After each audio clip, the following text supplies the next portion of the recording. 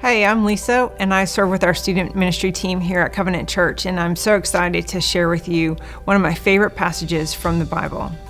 Lamentations 3:21 through 23 says this, "Yet this I call to mind, and therefore I have hope.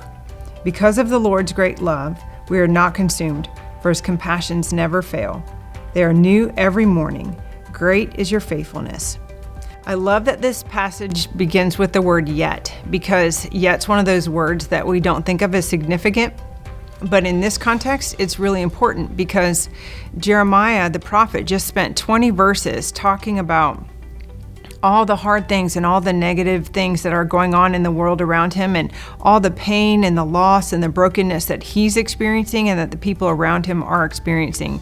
And in the middle of all of that, he stops and he says, yet. And it's so funny to me because it's almost like he's correcting himself. He's saying, wait a minute, I need to focus on something else. And then he starts to talk about God and the goodness of God and the compassion of God and the mercies that God pours out. And that changes his whole perspective on everything.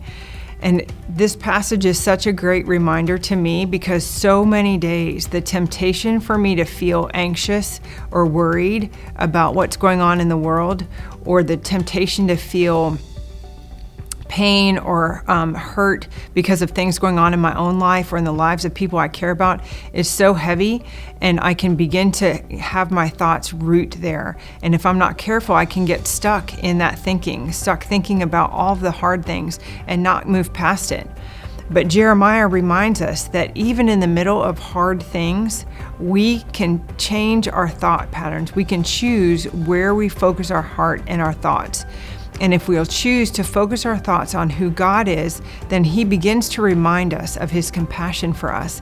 He begins to remind us of his mercy. He begins to remind us of his goodness that never fails us. So my encouragement to you this week is that you'll take some time in your time with the Lord to pour out your heart to him.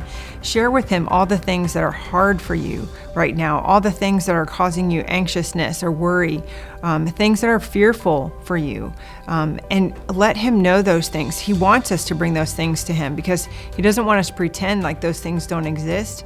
He doesn't want us to fake it and pretend like we're okay when we're not.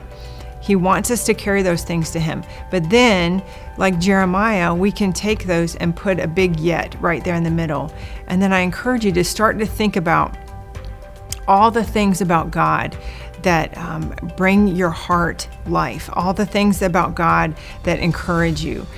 Let him remind you of his goodness toward you. Let him remind you of his compassion toward you. And out of that, then you will know the hope that will allow you to walk through the hard circumstances that you're facing today. I am so thankful that I got to share this word with you, and I hope it's been an encouragement to you. I hope you have a great day.